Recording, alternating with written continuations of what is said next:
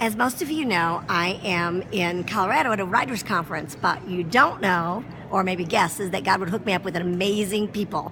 And these two ladies are amazing. This is Charlotte and Terry, and I've fallen in love with them. It's like instant best girlfriends. Can you believe it? Well, let me tell you. Charlotte, we'll start with her. This is Charlotte. Can you see yourself? Hi, I'm Charlotte. She's amazing, and you who know me will be really like awed at her name of her business, White Glove Cleaning. Because, as you and I both know, I have lots of dust in my house. And wouldn't she be amazing? I need to come right over. Don't we need Charlotte? Who doesn't need Charlotte? I love these girls. There you go. And this is Terry, and she is. Hi, I'm Terry. You want to hold it now? Oh, okay, sure. When I heard this, make sure you can see yourself. I can see When myself. I heard this, I thought, oh my gosh, this is amazing. We know right now that America is being flooded with immigrants. Yeah. And if we truly are Jesus lovers, we're not saying send them back, make a wall. We're saying all who are thirsty, come. And my girlfriend Terry, said, you know what? Let's not just say, aw, isn't that too bad? She said, you know what? I'm going to start a ministry. And she said this really interesting thing about the woman in the house. So I'm going to let her tell you. She's my friend. Mm-hmm. Proud to have Charlotte and Terry as my girlfriends. I'll let Charlotte ease in on this too. No? Oh, okay. Well, I just felt like I was at church and I met a man and a woman with their children, and the husband could say hello to me, but the wife couldn't speak English. And I thought, how sad that she's in church, but yet the message, can't be conveyed to her well because she may not understand. So I just felt like God was saying, okay, this is a shame. Something should happen so that she can understand more when she comes to church or converse with me and get to know me.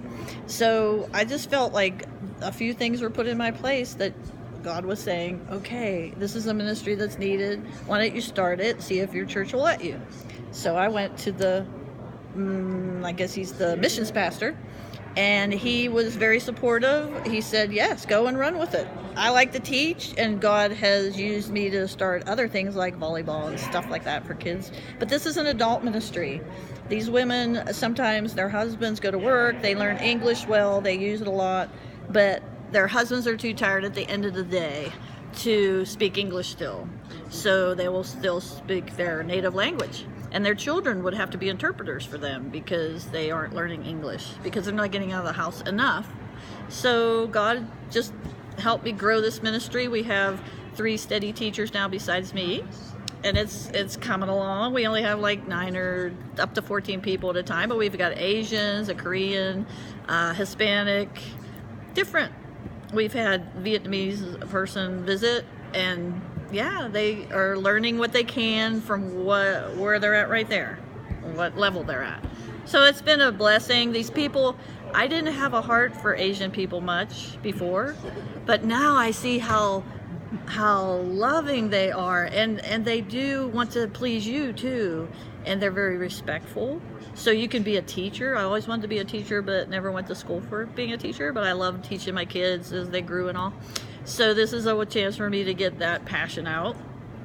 And the people, I love them. They're great, and they're very appreciative. So I say, if you ever think of doing something like that, go for it, because it's rewarding. You wouldn't believe how rewarding it is. So it's work, but it's rewarding work. So just praise the Lord, He was able to help me do that. Here's Cheryl. And those of you who read my Facebook, one thing you always say is you love how I meet people. You say, Cheryl, I just love how you meet people. Yes. So I want to tell you, this is sort of how it happened. I'm at this writers' conference, and tell you the truth, writers' conferences sound pretty boring. I mean, boring. I don't mean a little boring. They sound like take out your knapsack and go to bed and make a pillow and snooze. But no, you're here. So I walk into this cute little restaurant, and I see these ladies at a table, and I say, are you at the... I don't even know how it started. Are you... You talked about your daughter's bar mitzvah. No, your granddaughter. Was nieces. it Nieces bat mitzvah? bar mitzvah, yeah. And so I We're said... from Georgia. Yeah, they're from Georgia. That's how it started. They're from Georgia. I had gone to a bat mitzvah. And before you know it, I gave them a book. Didn't I give you one of my books? Yes. Yeah. And we went to my room, right. Mm-hmm. And then we got... I gave them the meat, I guess, of never out of his sight. And I'll let them tell you a little bit about how that impacted them. You want to do it, Charlotte? She's a little bashful. I should be bashful, but I'm letting go of this. shared a little of her story, and I'm letting go of the phone. Oh, I'm sorry. So Cheryl keyed us in on some of the story about her life as a young person being Jewish and being raised in a Jewish family and having questions in her mind like, why are people so against us? We're Jewish and we don't have the freedoms. People would like shun us away. And that really hurts. So she couldn't think of why this Christianity that some people portrayed could be something that she'd ever desire. Good job.